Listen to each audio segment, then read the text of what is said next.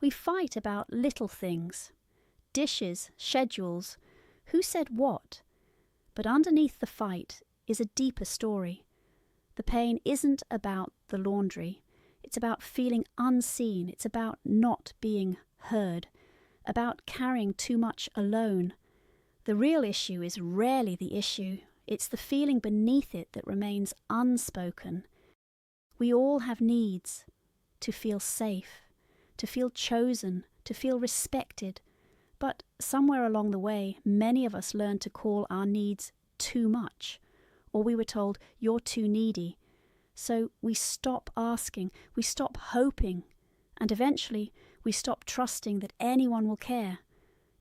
You expected support, you hoped for kindness, you longed to feel wanted, but you never said it out loud, and over time that quiet longing turned into quiet resentment. Because unmet needs don't disappear. They harden, they fester, and eventually they erupt, not as conversation, but as conflict. I shouldn't have to explain this. If they loved me, they'd know. But love isn't mind reading, and even the best partners can't meet needs they've never been told about. The truth is, it takes courage to name your needs, but it's even more painful to live without them. A need ignored long enough doesn't stay quiet. It becomes a complaint, then a criticism, then a wall. What began as, "I want to feel close to you," becomes, "You never listen." But under the anger is always a longing. Silence feels easier, less risky, less confrontational, but the cost of silence is connection. Every time you say, "I'm fine," when you're not, every time you swallow your truth to keep the peace, you drift a little further away from them, from yourself. We think only words shape a relationship, but silence speaks too, and what you don't say becomes the space where disconnection grows. A partner can feel when something's missing, even if you smile, even if you show up. They know when your heart isn't in it. They feel the absence even when you're in the same room. Just because you have needs doesn't mean you're broken, and just because your partner doesn't meet them doesn't mean they don't care. Needs are not demands, they're invitations. Invitations to be seen, to be supported, to be known. But for that to happen, you have to be willing to say the words out loud. Not, "You never help me," but, "I feel overwhelmed. Can you help lighten the load?" Not, "You don't care about me," but, "I miss feeling close to you. I want to reconnect." Naming your need is not weakness. It's strength in emotional form. Blame pushes people away. Longing draws them in. Try this. I'm not trying to fight. I just want to feel close again. I don't need you to be perfect. I just need to know you care. Beneath the conflict is almost always a quiet voice saying, "Please don't disconnect from me." Conflict isn't proof that love is gone. It's proof that something inside you still wants to be seen. So instead of shutting down, stay present.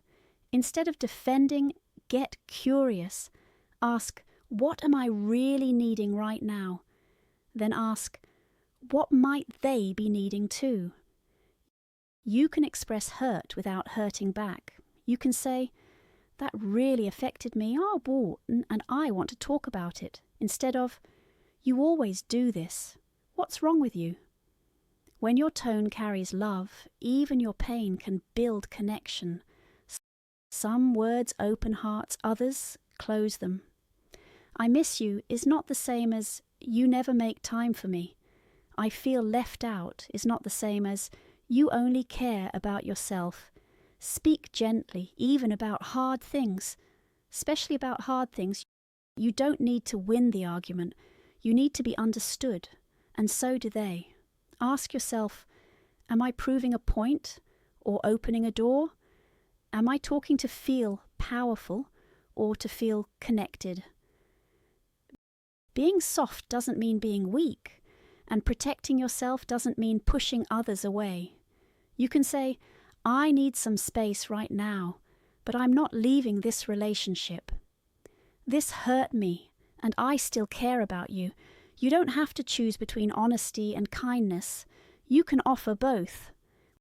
When needs are spoken and met with care, love becomes a safe place again. No guessing, no pretending, no pressure to be perfect. Just presence. Just two people who know how to stay close, even when life feels hard. You don't lose love by needing. You lose connection when you stay silent. Your needs matter, not because they're perfect, but because they're real. Speak them gently, share them honestly, and let love grow in the space where truth lives. Thank you for spending time with me in episode 9. We explored how unspoken needs quietly shape conflict, and how learning to name those needs can restore connection.